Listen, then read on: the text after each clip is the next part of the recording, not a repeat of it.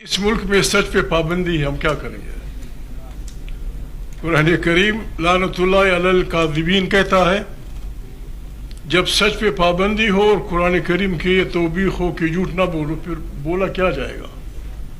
कहाँ से हम शुरू करेंगे? मैं बुनियादी तौर पे माफ़ी चाहता हूँ, आलिम लोग मुझे थप्पड़ मप्पड़ ना मारे।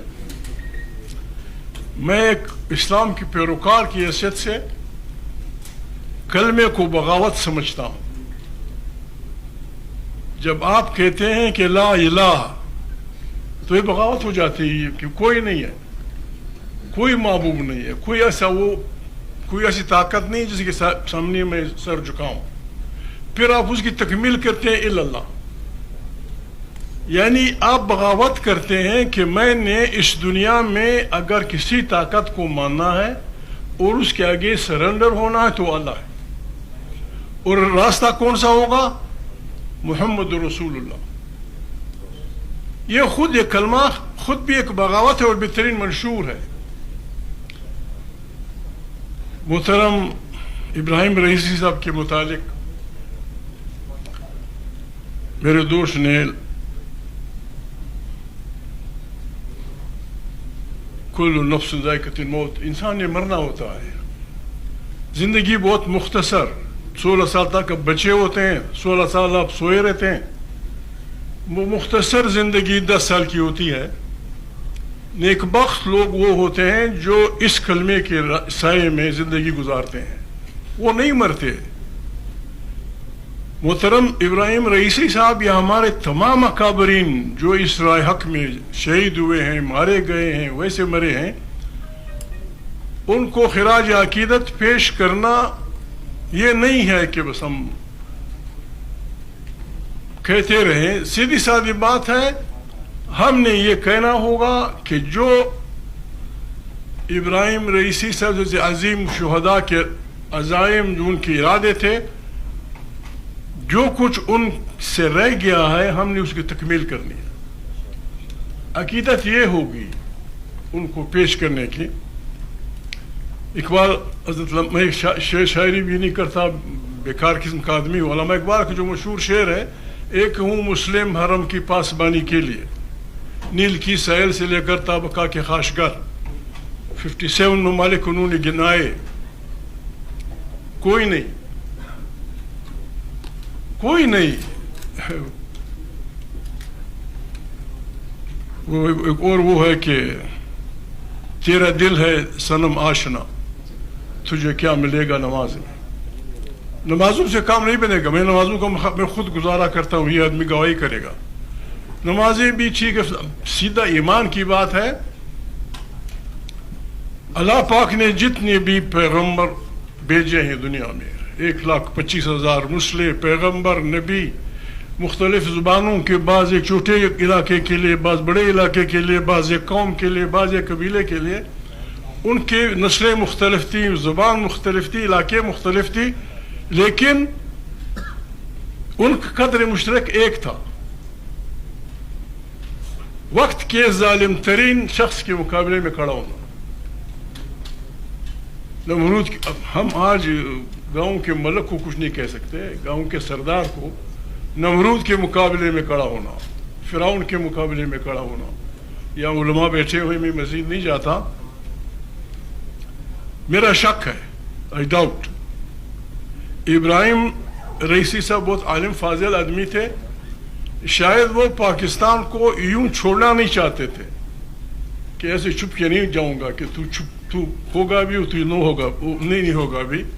मेरे ख्याल में उन्होंने इरादतन कहा था कि मैं पाकिस्तानी अवाम से खिताब करना चाहता हूं, ताकि जब खाली उसको तो उसकी आवाज निकलती है, जब खाली डोर को पीटते हैं, वो डोर पीटना चाहता था कि आप में कितना ईमान है। जब उन्होंने कहा ठीक है, अगर जलसा होता बहुत बड़े स्टेडियम में, फलाना खतरा फलाना झूठ मूठ, लेकिन पार्लियामेंट तो थी, क्यों नहीं बुलाया आपने वहां? इसका मुझे पता नहीं था कि अयाज साहब हमारा स्पीकर साहब कि उनको लेके उनके पास हाजिर हुए थे। नहीं, उन्हें हमें बुलाना चाहिए था उन्हें, चूंकि हम یار لوگ سامراج زندہ باد، ہم سامراج کے کارندے رہے ہیں زمانوں سے، ان سے کام نہیں بنے گا. پھر ہمیں اتنے سخت الفاظ تو میں استعمال نہیں کر سکتا جو میرے بھائی نے استعمال کیے. پھر ہمیں اس بات میں شرم بھی نہیں محسوس ہوتی. ساؤتھ افریقہ نے بڑا کمال کیا جا کے انٹرنیشنل کورٹ آف جسٹس میں درخواست دائر کرتی. تم نے کیوں نہیں کی؟ ہم نے کیوں نہیں کی؟ ہمارے ملک نے کیوں نہیں کی؟ 57 ملکوں میں سے کسی نے نہیں کی. اور ناروے نے کمال کر دیا، اور اسپین نے کمال کر دیا، سویڈن نے کمال کر دیا، فلسطینیوں کو وہ کر دیا. بس سیدھی سادھی بات ہے. میں مختصر زیادہ باتیں نہیں کرتا، ہر لفظ کی پھر آپ کو ذمہ داری کرنی ہوتی ہے. بعض سیاست کے ماہرین کہتے ہیں کہ یہ صدی بیر ہند کی صدی ہے. بیر ہند وہ راستہ ہے الاسکا کے اس ملا کا خام مال آتا ہے، وہاں سے پھر انہی راستوں سے آتا ہے، انہی راستوں سے جاتا ہے. شرط نئے حرمت سے ایران سے آتا ہے، پھر بیر ہند میں گزرتا ہے ساری دنیا کا، چین کے فلانا فلانا کی بندرگاہوں سے. اس کے کنارے ہم آباد ہیں، یہ ہمارا جغرافیہ ہے. اس طرف بنگال ہے، پاکستان ہے، اور ممالک ہیں. اس طرف برما ہے، ایران ہے، جاپان بھی. اگر ہم کوشش کریں، ہم نے یہاں ایک ایسا اتحاد بنانا ہوگا. یہاں سب سے بڑی آبادی ہندوستان اور چین کی. یہاں ہم جو اتحاد بنائیں گے، ہم غرباء حدیث بنگال اور ایران اور جاپان، اس طرف سے برما شامل ہو جائیں، تو پھر ہی ہم ان سامراجیوں سے بھی ہماری جان چھوٹ جائے گی، ہماری اپنی دنیا ہوگی. سعودی عرب کا میں مشکور ہوں ان کی رہبری کا کہ انہوں نے ایران کے ساتھ ہاتھ ملایا.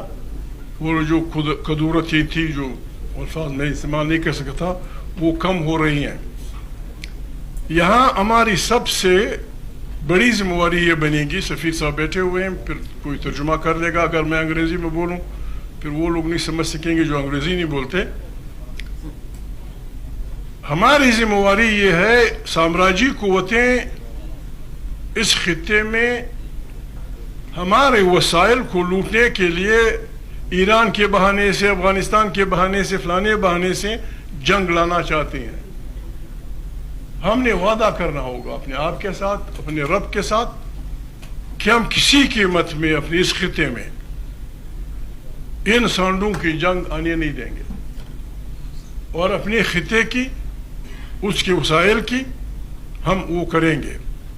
طالبان جو بھی ہیں میرے دوست ہیں، میرے دوست ہیں. میں اوپنلی کہتا ہوں، I'm sorry with due apology.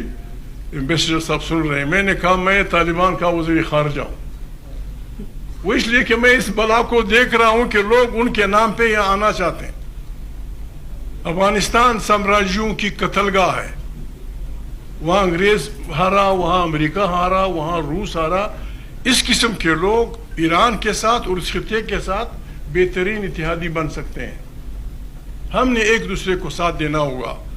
Iran بہت آگے بڑھ چکا ہے، خدا اور بھی آگے بڑھائے. تو اس کی وجہ سے ان پہ زیادہ ذمہ داری بنتی ہے کہ ہم اس خطے کو ان سامراجیوں بدماشوں کی